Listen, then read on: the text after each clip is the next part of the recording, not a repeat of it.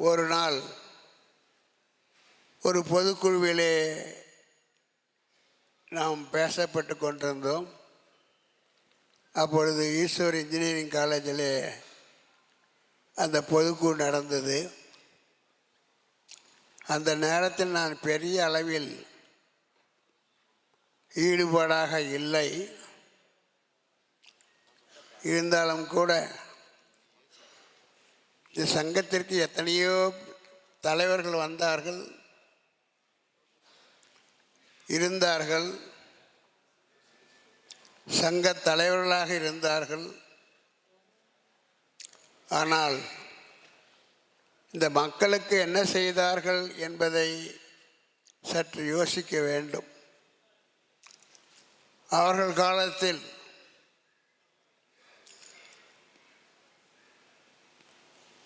ஒரு முறை அவர்கள் தலைவர்களானால், இந்த சமுதாய சங்கத்திற்கு தலைவர்களானால், அவள் இறுதி மூச்சு உள்ளவரை அவரே தலைவர் என்ற ஒரு பழக்கத்தை கொண்டிருந்தனர். அந்த நேரத்தில் ஒரு பொதுக்குழுவில் கலந்து கொள்ள நான் அழைக்கப்பட்டேன். காலையிலே பொதுக்குழு தொடங்கியது. இடைவேளை உணவு நேரம். மாலையிலும் பொதுக்குழு தொடர்ந்தது. நான் பொதுக்குழுவில் கலந்து கொண்டு விட்டு மதிய உணவுக்கு வீட்டிற்கு சென்று விட்டேன். மதிய உணவு முடித்த பிறகு எல்லோரும் அந்த அரங்கத்திலே கூட வேண்டும். ஆனால் யாரும் அந்த அரங்கத்திற்கு செல்லவில்லை. காரணம், வேந்தரை அழைத்து வர வேண்டும் என்று அடம்பிடித்து மாலை நேர அந்த பொதுக்குழுவிலே நடத்த தயாராக இல்லை. அந்த நேரத்தில் இடைவேளையிலே உணவுக்கு சென்றிருந்த நான், உங்களெல்லாம் அறிந்த ராஜன் அவர்கள் வந்து, யாரும் அரங்கத்திற்கு உள்ளே போக மாட்டேன் என்கிறார்கள், வேந்தல் வந்தால்தான் உள்ளே போவேன் என்று சொன்னார்கள். வேறு வழி இல்லாமல் வந்து அந்த பொதுக்குழுவை தொடர்வதற்கு நான் ஆட்படுத்தப்பட்ட பொழுது, அந்த நேரத்தில்தான் புதிய தலைமுறை நிறுவனர் தம்பி சத்யநாராயணன் அவர்கள், வழக்கமாக அவர் கூட்டத்துக்கு வருவது பழக்கம் இல்லை என்றாலும் கூட ஏதோ காரணத்தினால் அவர் அழைக்கப்பட்டார். அவரும் வந்தார். அவர் பேசுகிற போது சொன்னார், சமுதாய சங்கம் தேவைதான். இந்த நாம் சமுதாய சங்கம் என்று நாகரிகமாக சொல்லுகிறோம்.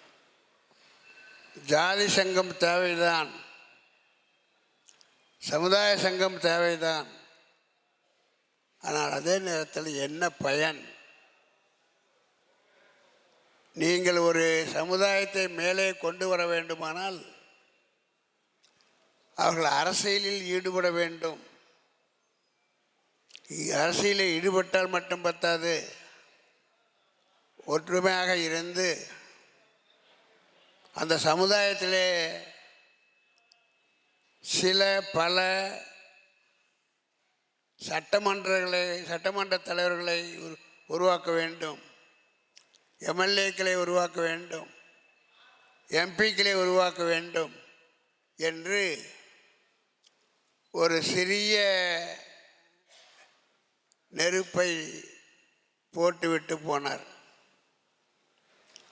அதற்கு பின்னாலே வந்தவர்கள் எல்லாம், ஆமாம், அவர் பேசுவதில் உண்மை இருக்கிறது, மக்களுக்கு சேவை செய்ய வேண்டுமானால் அதிகாரம் இருக்க வேண்டும், அதிகாரம் எங்கே இருக்குது வருகிறது? ஆட்சியில் மூலமாக வரணும். அந்த ஆட்சி கட்சியின் மூலமாகத்தான் செய்ய முடியும் என்றெல்லாம் சிந்திக்கப்பட்டு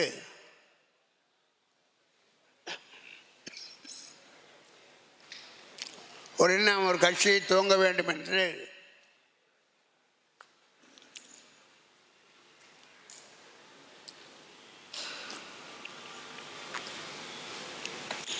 நாம் கட்சியை துவங்கினோம். துவங்கி அந்த நேரத்தில்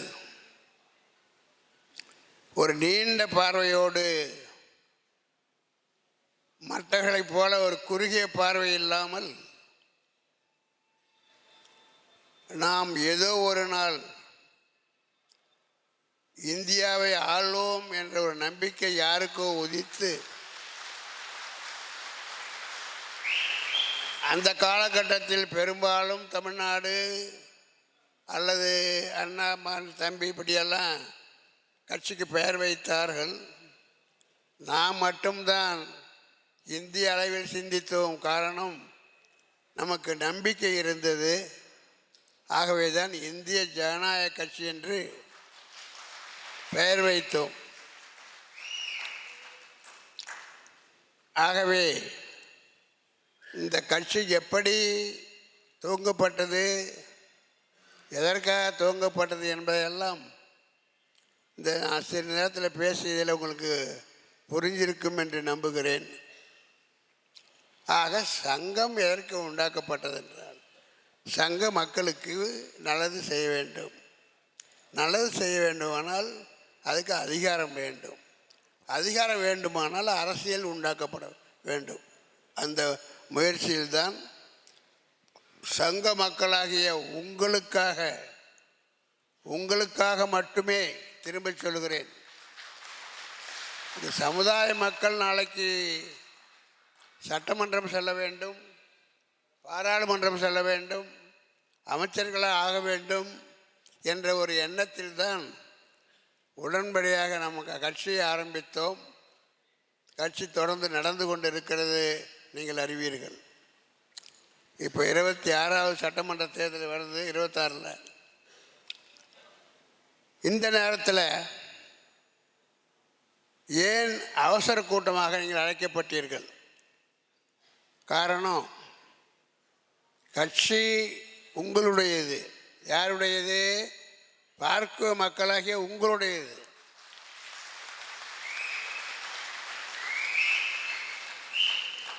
ஆக இந்த தேர்தலை எதிர்கொள்வதற்கு உங்களிடம் கலந்தாய்வு கூடாதா? கலந்தாய்வு வேண்டுமல்லவா? இந்த தேர்தலை நாம் கடந்த சில ஆண்டுகளாக அங்கே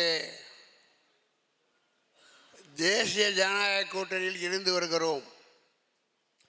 அந்த தேசிய ஜனநாயக கூட்டணியில் யாரெல்லாம் இருக்கிறார்கள் என்பது அநேகமாக சங்க மக்களாகிய என் சொந்தங்களுக்கு தெரியும் என்று நம்புகிறேன்.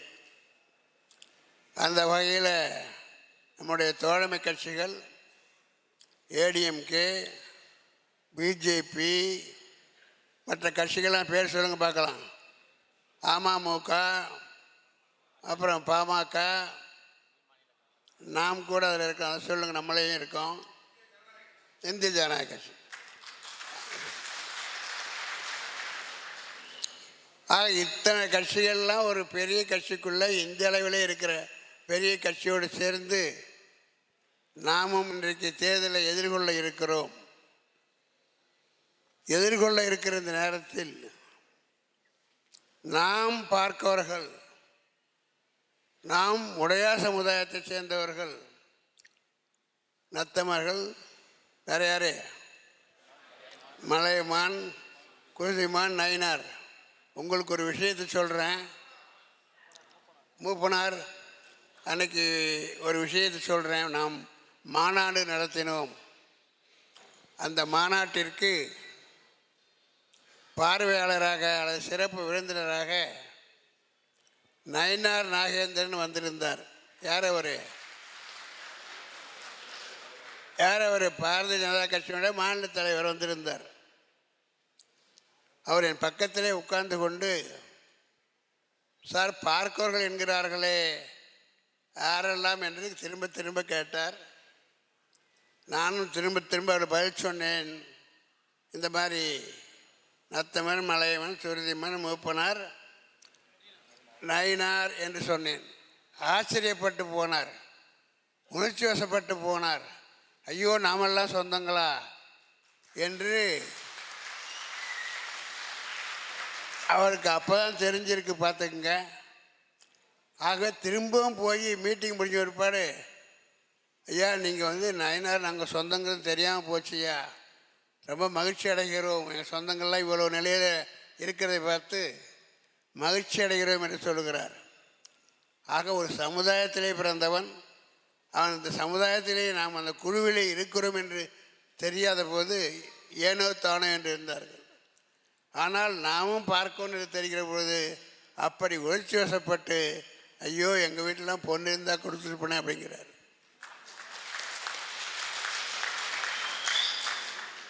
அந்த அளவுக்கு உணர்ச்சி வசப்பட்டு, சொந்தம் என்றால் தெரிந்தோ தெரியாமலோ ஏதோ காரணத்தால் விலகி இருந்த காரணத்தினால் அதை சொந்தம் என்று சொல்லுகிற போது நம் இரத்தம் என்று நாம் நினைக்கிறோம். அந்த இரத்தத்திற்காகத்தான் நாம் இந்த கட்சியை தொடங்கினோம்.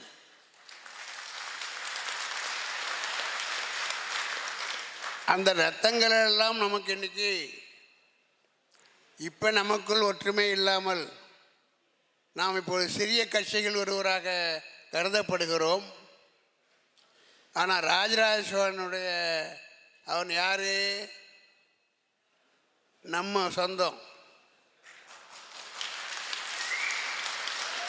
திருக்கோயிலூரில் திருக்கோயிலூரில் அவங்க பாட்டி வீடு,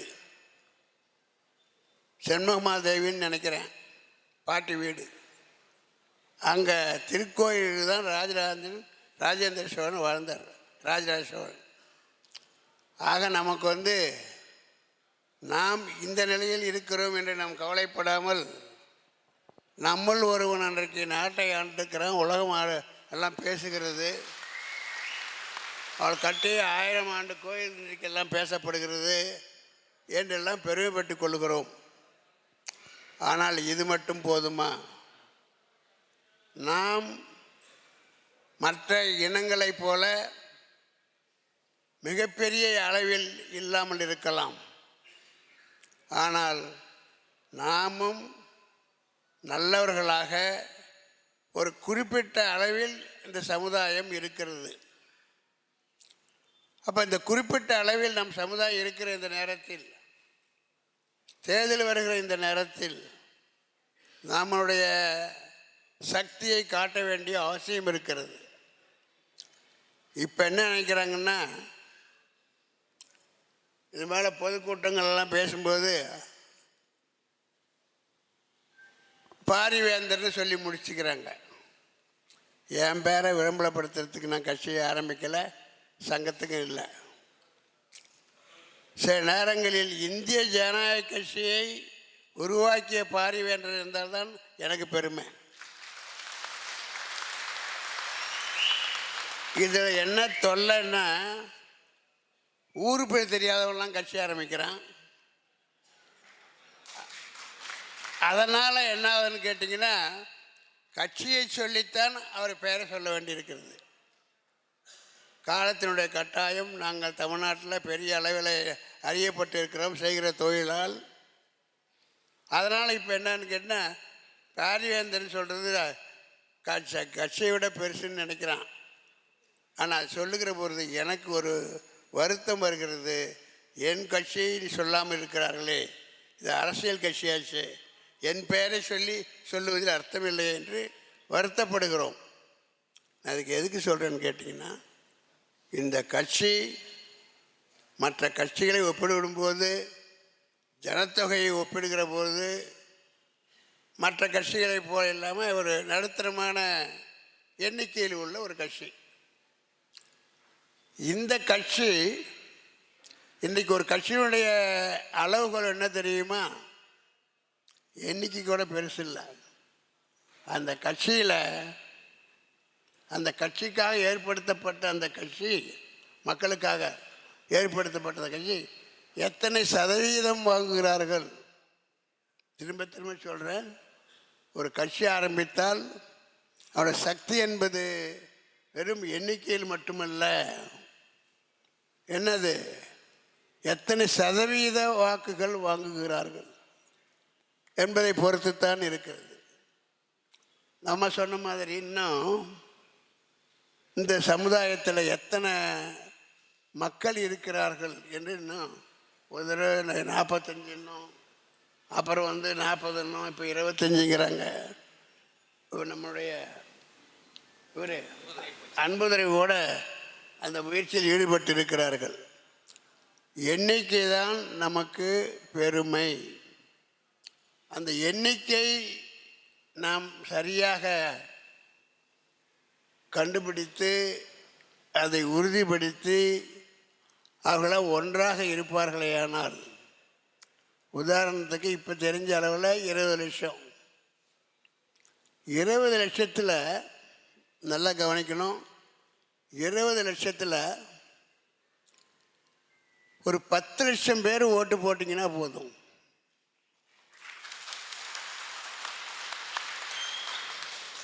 பத்து லட்சம் பேர் சேர்ந்தாப்புல எந்த கட்சி இருக்கிறீங்களோ வரும். 10 லட்சம் பேர் இந்த ஐஜேகே ஆதரித்து ஓட்டு போட்டால் 2.5 லட்சம், 2.5% வருது, 2.5%. இப்போ பெரிய இந்த கட்சிகள்லாம் பார்த்தீங்கன்னா பிஜேபியெலாம் 2.5%னா பெரிய கட்சின்னு நினைக்கிறான். உதாரணமாக கேப்டன் கட்சியில் இப்போ 1%. ஆனால் அவங்கள சுற்றி சுற்றி பெரிய கட்சியில் வருகிறது, பெரிய தொகை கொடுத்து வருகிறது. புரியுதா? இப்போ தொகை கொடுக்குறாங்க, மற்றபடி ஓட்டு நிறைய கொடுக்குறாங்க. ஆனால் நம்ம இதுவரைக்கும் நம்ம நிரூபிக்கவில்லை. ஒருவேளை இவங்க சொல்கிற மாதிரி 20 லட்சம் பேர் இருந்து 20 லட்சம் பேர் ஓட்டு போட்டாங்கன்னா 4%, 5%. 5%ன்னு சொன்னீங்கன்னா தமிழ்நாட்டில் மிகப்பெரிய கட்சிகள் ஒன்று. பெரிய காரியம் இல்லை. நீ என்ன மற்ற மட்டும் அள்ளி கொடுத்துறதா, நம்ம ஒன்றும் கொடுக்காமல் இருக்கிறோம். ஒரு கணக்கு போட்டு பாருங்கள், எந்த கட்சிக்காரன் உங்களோட சொந்த பந்தங்களுக்கு பெருசாக அள்ளி கொடுத்துட்றாங்க?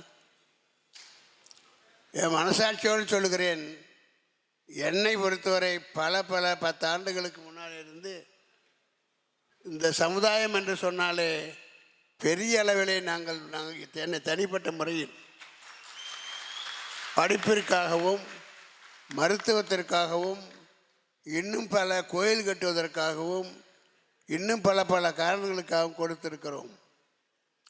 ஆக எனக்கு என்ன தோணுதுன்னா, ஏறத்தாழ இந்த 6 லட்சம் மக்களுக்கு இந்த 10 ஆண்டுகளில் என்னை சார்ந்த குழுமங்கள் இந்த சமுதாய மக்களுக்கு ஏதோ ஒரு வகையில் உதவி செய்திருக்கிறது. அதே போல் 36,000 பேருக்கு நாங்கள் கல்வி உதவி செய்திருக்கிறோம், இலவசமாகவோ அல்லது கன்செஷனாகவோ ஏதோ ஒரு வகையில். நான் என்ன எதிர்பார்க்குறேன்னா, நான் இந்த ஜாதியில் பிறந்திருக்கிறேன், எங்கள் வலுவை மற்றவர்களை ஒப்பிடும்போது வலுவாக இருக்கிறோம் என்று காட்டுவதற்கு இதை போட்டிருக்க வேண்டும் என்று அது எண்ணத்தோடு போடுறது ஒன்று. அது மட்டும் இல்லை, வேந்தர் எங்களுக்கு பரவலாக நிறைய பேருக்கு செய்திருக்கிறார். அது பயனாளிகள் மட்டும் ஓட்டு போட்டாலே கூட 3% வாங்கிடலாம். நன்றி மறப்பது நன்றன்று, ஆனால் மறந்து கொண்டே இருக்கிறோம். அதனால் இதை யாரும் நான் பெருமையாக சொல்லலை, குறிப்பிட்டு சொல்லலை. அதன் மூலம் உங்களுக்கு பெருமை. இப்போ இன்றைக்கி ஒரு போட்டியில் போகிறாங்கன்னா முதலிடம் அது மாதிரி தானே உங்களுக்கு. அவங்க எதுவும் செய்யாமல் நம்ம இல்லை. அதனால் இந்த கூட்டத்தின் நோக்கமே நாம் நம்முடைய சக்தியை காட்ட வேண்டும். சில பேர் 40 லட்சம் பேருங்கிறாங்க. அது இப்போ தான் அவர் தான் அன்புதுரை தான் முயற்சி எடுத்துக்கிட்டு இருக்கார். நீங்கள் 20 லட்சம் பேரே வைத்துக்கொண்டு 10 லட்சம் பேர் போட்டால் 2.5%, 30 லட்சம் பேர் போட்டால் 4.5%. 4.5%ன்னா டெல்லி கட்சிகள் முதற்கொண்டு நம்மளை சுற்றி சுற்றி வருவாங்க, பெருமையாக நடத்துவாங்க, கேட்ட எண்ணிக்கையில் தொகுதி கொடுப்பாங்க, கேட்ட தொகுதியும் கொடுப்பாங்க. ஆனால் இப்பொழுது நடக்கிற இந்த தோழமை என்பது சில கட்சிகள் உண்டு தமிழ்நாட்டில். அதில் பாரிவேந்தரும் இருக்கிறார். அவருக்காக போனால் போதுன்னு. எதுக்காக? அந்த கையேந்த நிலையில் நாங்கள் இல்லை. என் கட்சி பேசப்பட வேண்டும். என் கட்சி என்பது சமுதாய மக்கள். அந்த கட்சி என்பது சமுதாய மக்களுக்காக தோற்றுவிக்கப்பட்டது. உங்களை பெருமை சேர்க்க, உங்கள் ஒற்றுமை ஒன்றாக இருக்கிறார் என்பதை காட்ட தேர்தல் வருது. நீங்கள் எல்லாம் ஒற்றுமையாக இருக்கணும். ஏன்னா இப்போ தேர்தல் வருது, நாங்கள் யாரோட போய் கலந்துக்கிறது? இவ்வளவு ஈஸியாக கையில் இருக்குது. அத்தனையும் உங்கள் கையில் இருக்குது, கையில் இருக்கிற விரலில் இருக்குது. 100 1000 மேடை போட்டு பேச விட என் சொந்தங்களாகிய நீங்கள்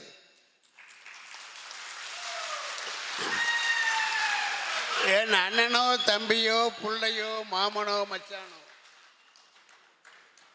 உங்களுடைய தம்பிகளோ அண்ணனோ மச்சானோ மாமனோ புருஷனோ யாராக இருந்தாலும் சரி, நீ உன் கட்சியெல்லாம் கொஞ்ச நேரம் ஒதுக்கிடுப்பா.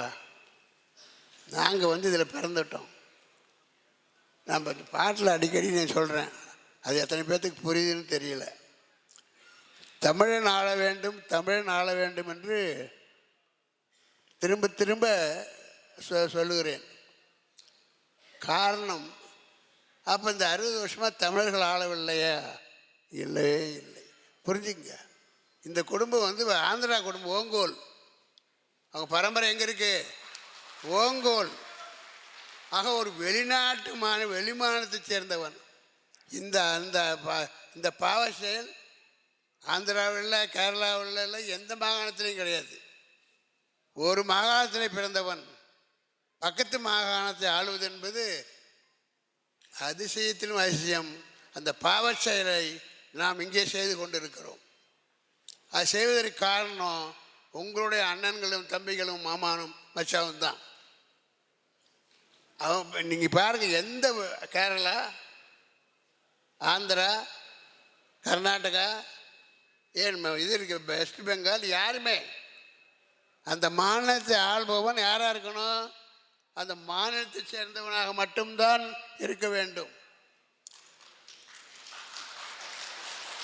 இதெல்லாம் நம்ம சொன்னது தான். இப்போ சீமான் சொல்லுகிறார், விஜய் சொல்லுகிறார், ஏன் மோடியே சொல்லுகிறார். இப்பொழுது என்னென்ன மாதிரி இந்த ஒரு குடும்பம் வாழுது, குடும்பம் பண்ணுறது.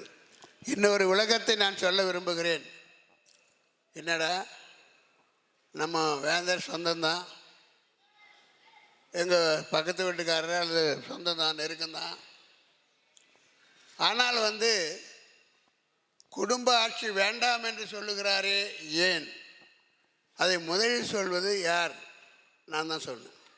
இதுதான் மற்றவங்களும் சொல்கிறாங்க. தான் பெத்த மகனை பக்கத்தில் வச்சுக்கிட்டு, பெத்த மகனை வச்சுக்கிட்டு பக்கத்தில் வச்சுக்கிட்டு, தலைவர்னு பொறுப்பை கொடுத்துக்கிட்டு குடும்ப ஆட்சி வேண்டாம் என்று சொல்லுகிறாரு. நிறைய பேர்த்துக்கு அந்த குழப்பம். குடும்ப ஆட்சி வேறு, குடும்ப கட்சி வேறு. புரிஞ்சுங்க. இதை நிறைய பேர்த்துக்கு அப்படி சொல்லுவான். இவர் இதெல்லாம் பேசுகிறாரு, குடும்பத்தை பற்றியெல்லாம் பேசுகிறாரு, பக்கத்தில் மகனை வச்சுக்கிட்டுன்னு சொல்லுவார். இன்றைக்கும் இதுவரைக்கும் நாங்கள் சொல்லி சொல்லி பார்க்கிறோம். உங்கள் தலைவர் தேர்தலில் போட்டியிட விரும்பவில்லை. அப்படியே போட்டியிட்டாலும் கூட குடும்ப ஆட்சி என்பதை தயவுசெய்து புரிந்து கொள்ளுங்கள். குடும்ப ஆட்சி என்பது அந்த குடும்பத்தில் அப்பா, புள்ள, மருமகன், பேரன், இவர்கள் கட்சியில் இருந்தாலும் தப்பு இல்லை, ஒன்றும் பண்ண முடியாது. உதாரணத்துக்கு உதயநிதி இருந்தார், திமுகவில் இருக்கிறாரு, எம்எல்ஏவாக இருந்தார், என்ன பெரிய மரியாதை இல்லை. எப்போ வந்தது? அவருக்கு பதவி கொடுக்குற போது தான்.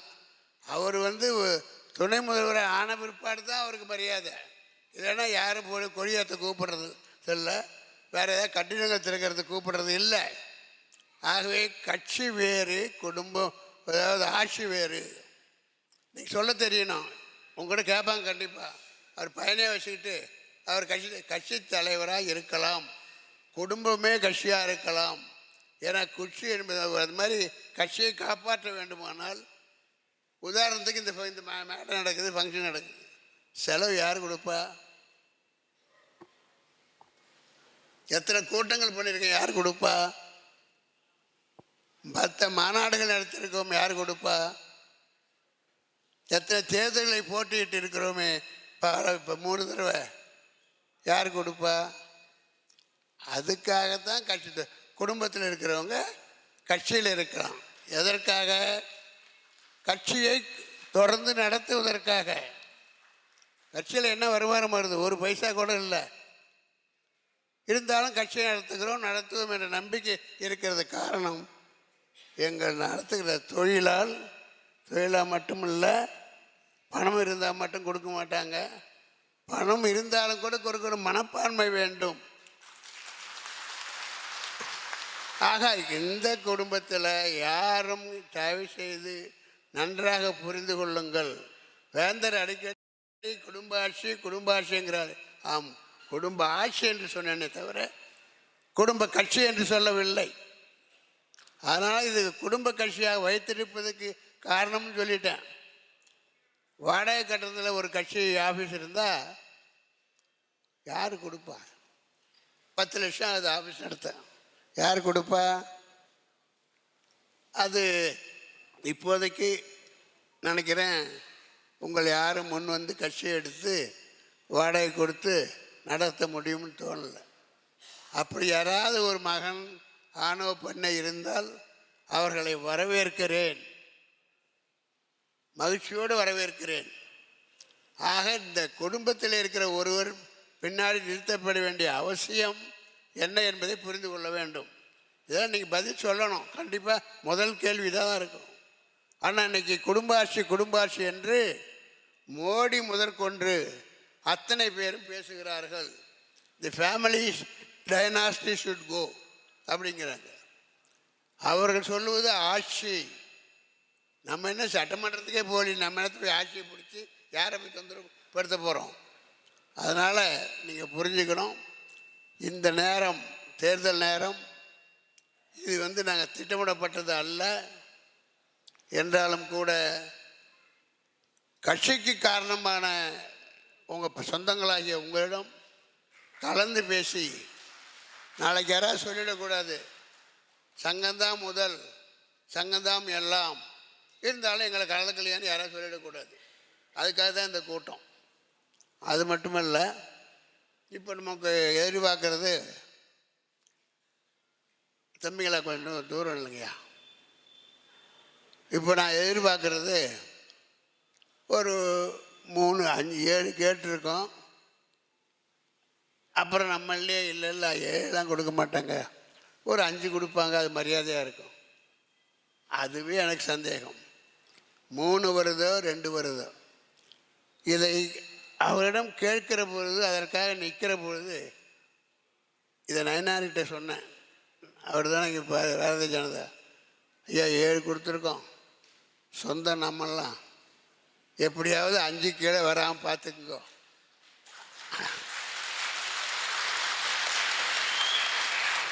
அவர் என்ன சொன்னார், எங்க ஏரியா இருக்குது, டெல்லிக்கு இருக்குங்கிறார் அவர். நான் எதுக்கு சொல்கிறேன்னா, இந்த கூட்டம் நடத்துகிற இன்னைக்கு, நேற்று நல்லா தூங்கிட்டேன், முதல் நாள் தூங்கலை, அதுக்கு முன்னாடி தூங்கிட்டேன், அதுக்கு முதல் நாள் தூங்கலை. உண்மையை சொல்லுகிறேன். இதெல்லாம் எனக்கு சொல்ல வேண்டிய அவசியம் என்ன இருக்குது? நான் வழக்கமாக 12 மணிக்கு படுக்க போவேன், அப்படியே 2 மணிக்கு அப்படியே தூங்கிடுவேன். ஆக இந்த வாரத்திலே குறைஞ்சி 4 நாள் தூக்கம் இல்லை. எதற்காக? என்ன கடன் பட்டிருக்கேன்னா, கவலை இருக்கிறதா, கல்லூரி நடத்துலையா ப்ராப்ளம் இருக்கிறதா? இல்லை, கட்சியை பற்றி நினைத்து நான் இந்த வாரத்தில் தூக்கத்தை தொலைத்திருக்கிறேன். எங்கள் மனைவி கூட சொல்லுவாங்க, அட போங்க கட்சி இருந்தால் இருக்க போது ஏன் தூக்கத்தை முடிச்சுக்கிட்டு கிடக்குறீங்க, இத்தனை நாள் நம்ம அதை வச்சா சாப்பிட்றோம் அப்படிங்கிற மாதிரி கூட என்கிட்ட அறிவுரை சொல்லுவார்கள். சொல்ல வேண்டியது அவருடைய கடமை. கணவன் தூங்கவில்லை என்றால் கவலைப்படுவது மனைவி, ஏதோ போட்டு அவரை தொலைக்கிறது என்று அவன் நினைக்கத்தான் தோணும். ஆனால் எனக்கு நாம் எடுத்ததில் தோல்வி வரக்கூடாது என்பது ஒன்று.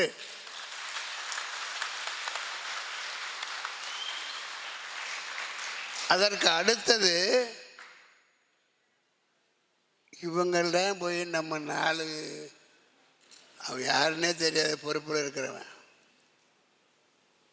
எந்த ஒரு நல்லதும் மக்களுக்கு செஞ்சிருக்க மாட்டாங்க. இந்த பல ஆண்டுகளாக மக்களுக்கு நான் அது கோயிலாக இருக்கட்டும் ஏதோ கேட்டதெல்லாம் முடிந்தவரை செய்து கொண்டிருக்கிறேன்.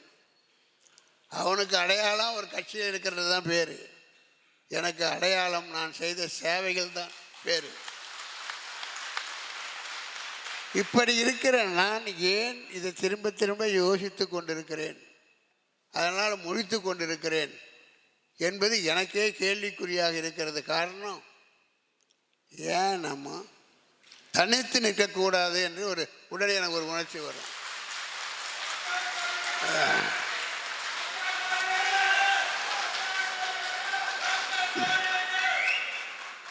உள்ளபடி இதுக்கே என்ன பண்ணணும், அதுக்காக தான் சண்முகத்தில் சொல்லி ஒரு 200 நம்மக்கிட்ட 231 மாவட்டம் இருக்குல்ல, ஒரு சட்டமன்ற தொகுதிக்கு ஒரு மாவட்டம் இல்லையா, அப்போ 234.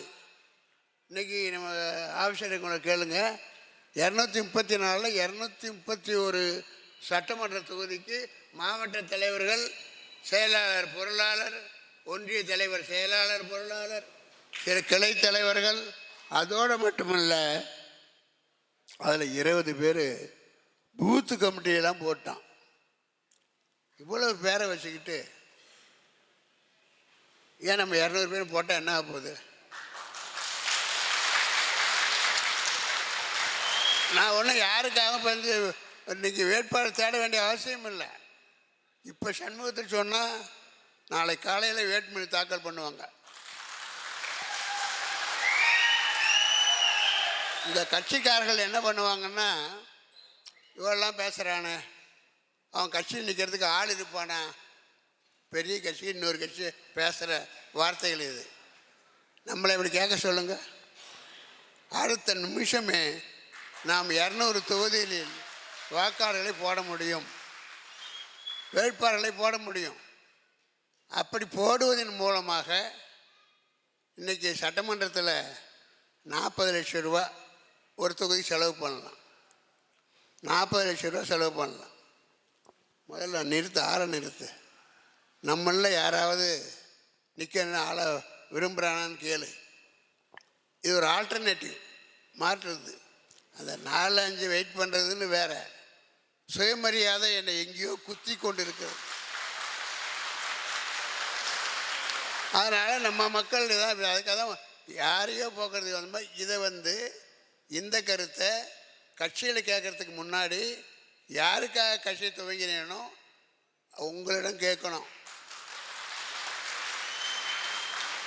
உங்களில் யார் பேர் கட்சி, ஏன்னா இதுக்கு அந்த மாதிரி ஒரு முரட்டுத்தனமான ஒரு எண்ணம் வருது.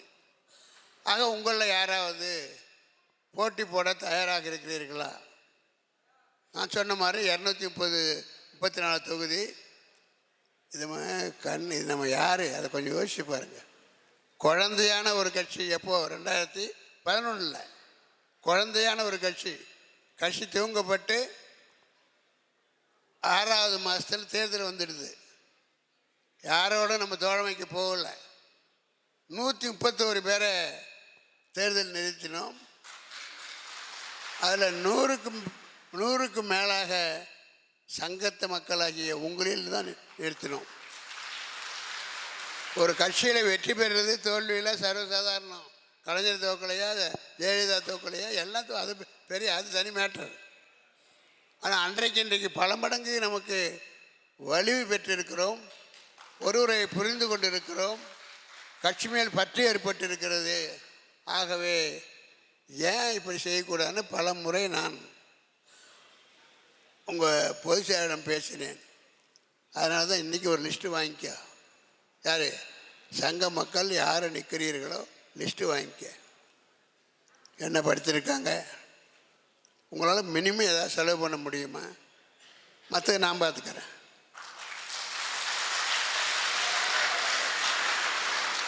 ஆக இப்படி ஒரு 200 பேருக்கு மேலே நிற்க வச்சு சங்க மக்களாகிய நீங்களும் ஒத்துழைச்சி உங்கள் தொகுதியும் கட்சிக்காரர் நம்ம கட்சிக்காரர் இருப்பான்.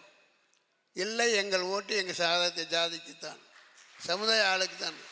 நீ ஓட்டை போட்டுட்டிங்கன்னா 200 தொகுதியில் ஒரு தொகுதிக்கு 5000 பேர் என்ன போகுது? இங்கே 200 × 5000 10 லட்சம். 10 லட்சங்கன்னா 4% ஓட்டு, பெரிய கட்சி. ஆனால் அந்த 10 லட்சம் ஓட்டை பெறுவதற்கு உங்களுடைய ஒத்துழைப்பு தேவை. இல்லைன்னா கொஞ்சம் மாற்றி முடிவெடுத்தால் நாளைக்கு நம்மளை எல்லா கட்சிகளும் கூப்பிடுவாங்க. நம்ம திமுகவோட அடிப்படையில் கோளாறு போக மாட்டோம். தமிழ்நாட்டுக்கு ஏற்பட்ட பாவப்பட்ட கட்சி. ரெண்டாவது மாற்று மாநில கட்சி, இது வெக்கக்கேடு. மாற்று மாநில கட்சி, அதனால் தமிழன் ஆளுகிற ஒரு கட்சியை யாரோட தொடர்பு வச்சுக்கலாம், பிரச்சனை இல்லை. நீங்கள் 4% 5% உங்களை ஓட்டு வாங்கிவிட்டால் உங்களால் தூங்க முடியாது வீட்டில். இப்போ என்னால் தூங்க முடியாமல் இருக்கிறேன். நீ 4% வாங்கிட்டீங்கன்னா உங்களால் உங்கள் வீட்டில் தூங்க முடியாது.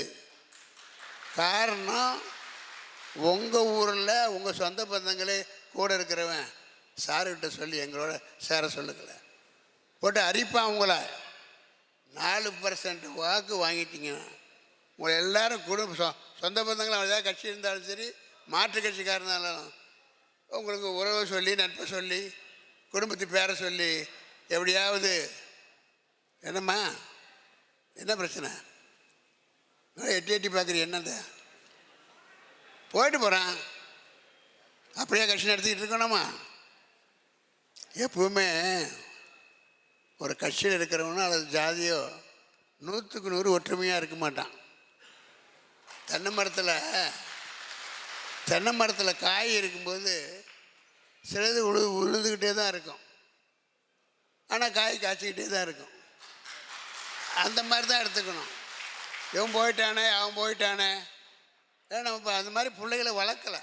நம்ம கட்சிக்காரனை அந்த மாதிரி வளர்க்கலை. மீட்டிங் 2ன்னா நாளைக்கு தான் வருவான். ஏதோ எனக்காக வர்ற மாதிரி நான் வருவேன். அப்புறம் 4 மணிக்கு அப்புறம் வர்றவங்களை வச்சுக்கிட்டு நான் அதை உத வேண்டிய போயிட்டு போவேன். அது பழக்கமாகி போச்சு. ஒரு கட்சி என்பது ஒழுக்கம் இருக்கணும்.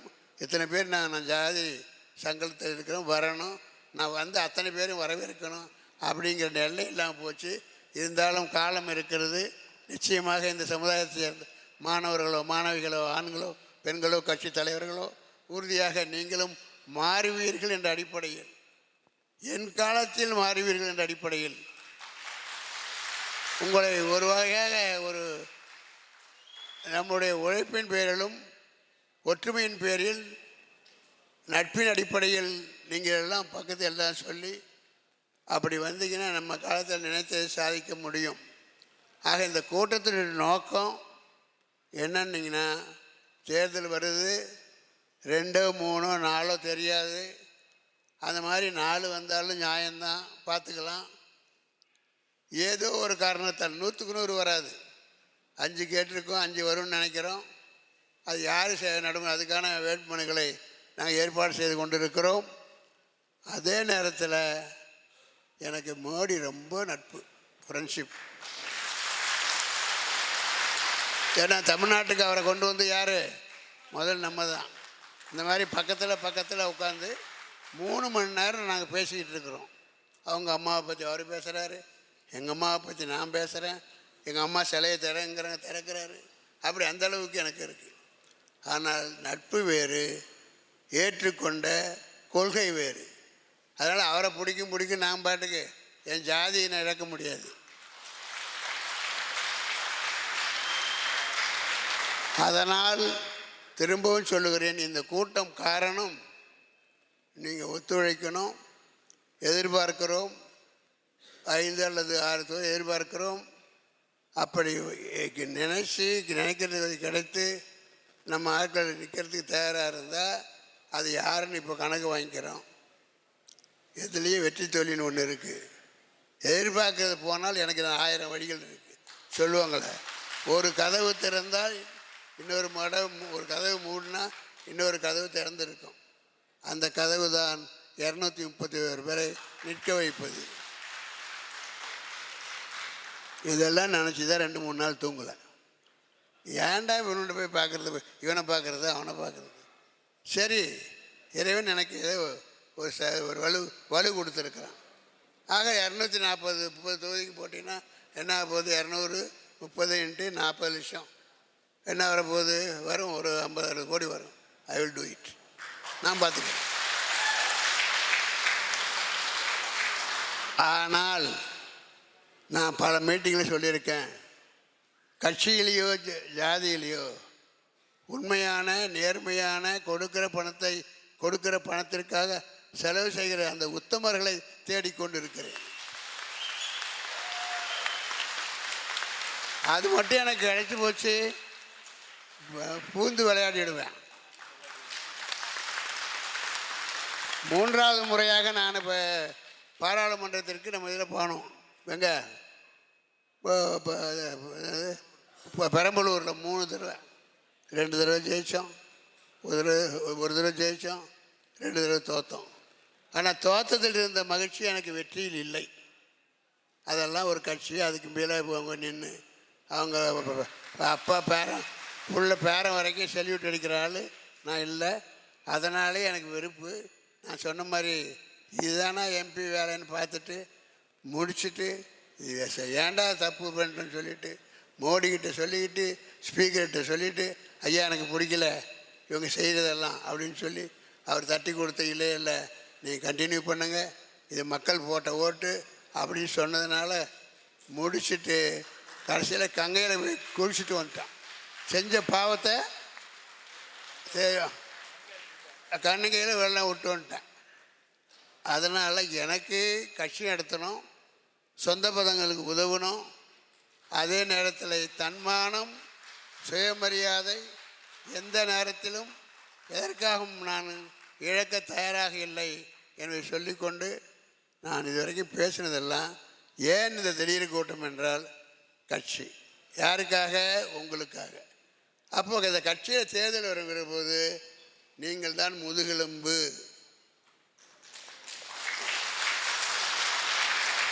ஆக நாளைக்கு சொல்லக்கூடாது, என்னெல்லாம் நீங்கள் திடீர்னு கட்சியை மட்டும் நினச்சிக்கிட்டீங்க, ஜாதிக்காரங்களை விட்டுட்டீங்க, ஜாதிக்காரனுக்கு தானே கட்சின்னு நாளைக்கு நீங்கள் சொல்லக்கூடாது. அந்த மாதிரி குறை வந்து விடக்கூடாது என்பதற்காகத்தான் இன்றைக்கு நம்ம இந்த கூட்டத்தை வைத்திருக்கிறோம். உங்களுடைய கருத்துக்களை சொல்லுங்கள். நான் சொன்னதுக்காகவே என்ன பின்னாடி அப்படியே இப்போ வாசிக்காதீங்க, மெத்தலம் போடாதீங்க. உங்கள் மாற்று கருத்து இருந்தால், என் மக்களிடம் உண்மையாக மாற்று கருத்து இருந்தால் துணிச்சலாக சொல்லுங்கள். அல்லது இப்படி பண்ணலாம் அப்படி பண்ணலாம் அப்படின்னு சொல்லுங்கள். ஏன்னா நாங்களும் ஒன்றும் உலகத்தில் இருக்கிற அறிவிப்பு என் மண்டையிலேயே இல்லை. புரியுதா? நான் எப்பவுமே நினைக்கிற ஆள், எனக்கு கொஞ்சம் தெரியும், அவ்வளவுதான். தோட்டக்காரரப்போ அவர் புது ஐடியா கொடுத்தா அதை நான் எடுத்துப்பேன். அதனால் நான் அப்படி நினைக்கிற ஆள் இல்லை. ஆக உண்மையான கருத்துக்கள் மாற்று கருத்துக்கள் இருந்தால் இந்த நேரத்தில் தெளிவாக துணிவாக பேசலாம். அது என்மேல் குறை இருந்தாலும் பரவாயில்லை, பேசுங்கள், உடனே செய்யுங்க. ரொம்ப துணிச்சலாக பேசுங்க. முன்னாடி வாங்க, ஆளுக்கு 2 நிமிஷம் டக்குன்னு வாங்க பார்க்கலாம். ஓகே, மற்றவற்றை பார்க்கலாம் பின்னாடி. ஓகே.